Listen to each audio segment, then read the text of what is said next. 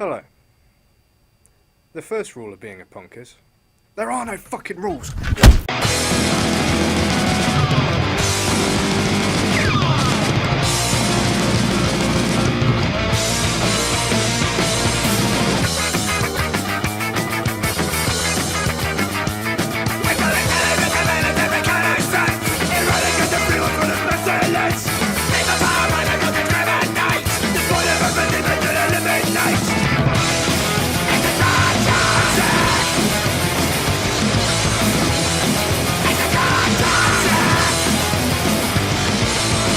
Superhero come to save the day. Look up in the sky. It's a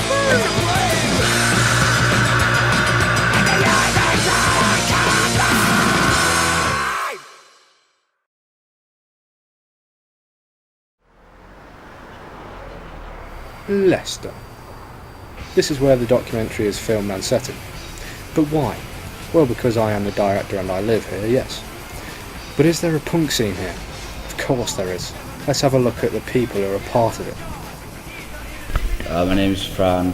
At the minute I play in Topata HC, FUK and a reformed lineup of Chaos UK. Yeah, I'm Freddie. I'm a student, just graduated I guess, and I'm a co-host on TFN Rock and Tom Presents Punk. I'm Marcus, I'm in the band Direct from Leicester. My name's Gonzo, I play for Gandhi's Flip Flop, I play bass. Danny Rathbone, and I used to be in Common Side Effects. I'm Nick Gandy and I play guitar in Gandy's Flip Flop. I'm Harvey Sharman Dunn, I'm in a band called Echolocation. Now some of these people are on the front lines. What I mean by that is they're keeping it alive and real. Let's take Gandy's Flip Flop for example, a punk band based in Leicester who have been going for some years now, even after the late and legendary singer Tweet passed away, whose Gandy's Flip Flop have arranged to give a tribute gig to him at Lock 42 for free. So how long have you been in Gandy's Flip Flop for now, would you say? Probably 5-6 years now, I should imagine. Nice. Why are you here today? We're doing a tribute really to our old singer called Tweet who died recently. That sucks, man. It's a free gig though. Yeah, free gig. So we're expecting quite a few people to turn up hopefully. Yeah. Yeah.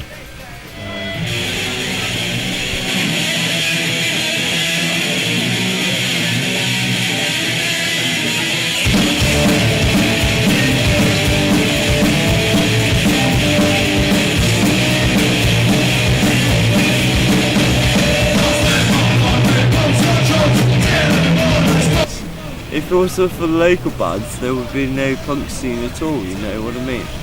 Like, if you think about it, like, you've got bands like, as you mentioned, Direct, Gandy's Flip Flop, whatever.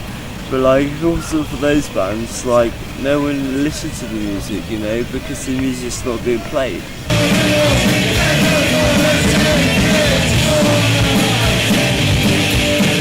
So what keeps you going, like, you know, in the band and, you know, in the sort of the punk movement, like what keeps you in it, you reckon? I like playing loud guitar. Fair enough.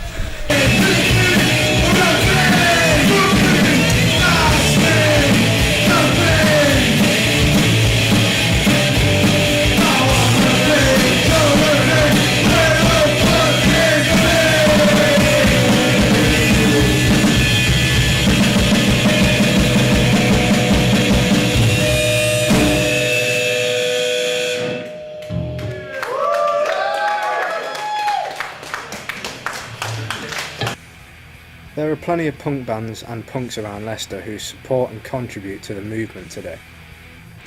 But other than bands to fill your ears with energy and anarchy, what else really keeps it going? Well, the fact that there are plenty of websites and around the net, such as bandcamp.com, and also on Facebook you can now keep in touch with your local scene to see what's going on. If you're part of Leicester's punk movement, make sure you check out the pages Leicester Punks and Free Libre Punks. At South Leicester College, I keep to a weekly radio show of punk rock for an hour. It's called Tom Presents Punk. Not only do we keep the tunes flowing, but we keep in touch with the people in charge of the gigs going around, and we make sure all the news is talked about. This inspires and informs people of what's going on. For more information, go to www.facebook.com/TomPresentsPunk and be sure to like the page. To listen to any of previous podcasts, go to www.mixcloud.com/TomPresentsPunk. Now, it's great to get in touch with the people of the local scene to tell you what it's about, but it's also great to see someone who has been around punk since it first became something, someone who has been with bands like Black Flag and the Stooges. Well, Mike Watt has, and he has played at the Crumbling Cookie on Saturday the 12th of April 2014, and this is where I got to meet him. Breakfast for me. In fact, yesterday I got to play in Bristol. Nice. Home and pop. Huge influence on me. Yeah, also a band from, I think they were outside of London. They were called Wire. And all kinds of bands. But, yeah, I've been a big, what do you call it? Proponent of the movement. Yeah. What's it like working with bands, in and with them, like bands like the Stooges and Black Flag and etc.? Wow, Stooges.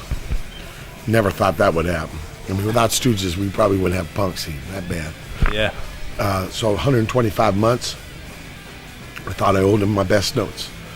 Really try hard. Well, I try hard anyway, but those guys, I mean, that's a legend. Yeah. Big. Ashton Brothers, Steve McKay, James Williamson, yeah, incredible guys to get to play with.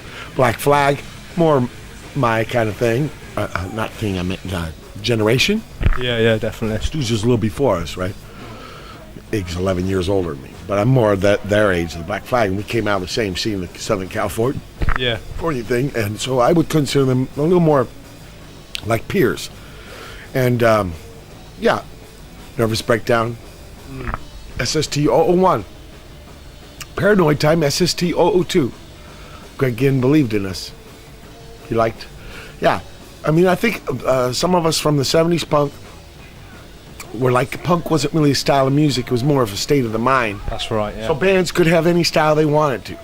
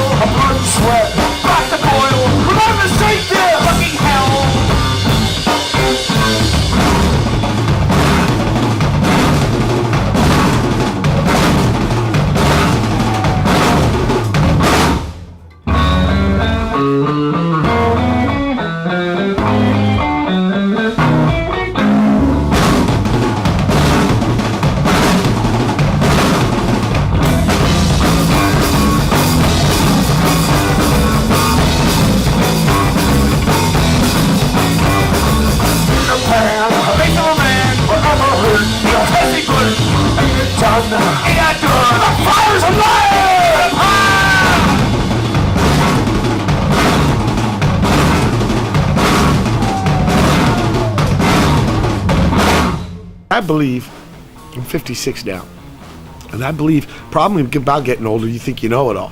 So I want to keep putting myself in situations where dudes, I'm still in the classroom. Like that's school, right. I got a degree in electronics. I never used. I majored in punk rock, Yeah.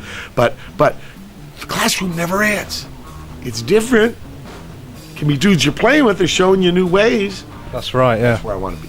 There's a lot of cats making music in their bedroom. You know, they don't need the big fucking Dallas, you know? Look, the big problem is always going to be about being creative. But maybe that should never be solved. It should always be a little tough, right? Connecting, though, the easier that is, I think, is a more happening thing. And we did have it tougher in those days. Also, a lot of dudes hated us. One of the biggest questions I find asking myself and everyone around is what makes old school punk so much different to nowadays. Well, it was harder to connect in those days. But in those days, you know how we connected mainly? Yeah. Fanzines. That was the big deal. That's how we knew what was going on in each other's towns. Dudes wrote about it. Dudes were in bands. You know, the dudes who wrote were in bands. In fact, if you toured, and the only reason you toured, you knew about it because you read their fanzine, he'd be opening up. He'd rent the hall out. You'd conk at his house. He'd be cooking you the chow. Old punk was about people. New punk is about people. Same ethics. Instead of fanzine now, it can be websites and stuff. Also, the way we connect. You could trade files. Yeah, that's right. Yeah. In the old days, we had to be in the same room with the dude. Yeah, it's internet and everything. A lot of it was to do with the Thatcher's government and everything, the dole queue and everything. Like, being on the dole was very much, it wasn't even a lifestyle choice to a lot of people. It was basically, there were no jobs, so you were on the dole. And it was a lot easier to squat places. And now, it's a bit more of an underground thing, but obviously, like, the people who know still know, and there's still kids getting into it. But I think, like, it was just more in the public eye. Yeah, it's not calmed down, because you listen to bands and they're not, you know, still loud, heavy, fast, which is great, but it's kind of, again, they matured with society. It's kind of become more of a camera state, so you have to, I guess you can't really go into a gig and smash everything up. Now you have to, I don't know, I guess punks now are in the music scene are trying to teach people, I guess. You know, they've kind of matured, they've learned these lessons now. I reckon throughout the years, when it first came out, it was a cool thing. Now it's not, and I think that's a lot better. You don't get people trying to fit in or anything. It's a lot more raw, energetic, and there's still very much entrenched in politics, and people are still getting very wound up about it. And I think that's good. That's what we need. Yeah. Do you think punk is alive and well today and kicking? Yeah, big time. Big time. And why am I out there on the 67th tour? If it was. Am I going to, like, do a pop thing? Am I going to do a revival thing? Yeah. You know what I mean? I want to be in the moment. And it's happening. Definitely. Of course, it always will be. It will never, ever die. Yeah, of course it is. It might sound slightly different to punk of old or punk of the 80s, you know, but it's always there. Oh, I think it's alive and well. I mean, anyone who says it's dead kind of, I guess you have to kind of scratch the surface. Yeah, I think it's always going to be alive and well. Sure, it goes through dips, ups and downs and dips, but it's always going to be around. It's always going to be here. It's just going to go through slumps. Oh yeah, definitely. But in different forms, you know, and it's more part of the establishment now. You know, the kids of the late 70s are now the managing directors of companies. So as we've gathered, punk is alive and well, and has adapted nicely. We all believe it, we all know it. The question is, will you be a part of it?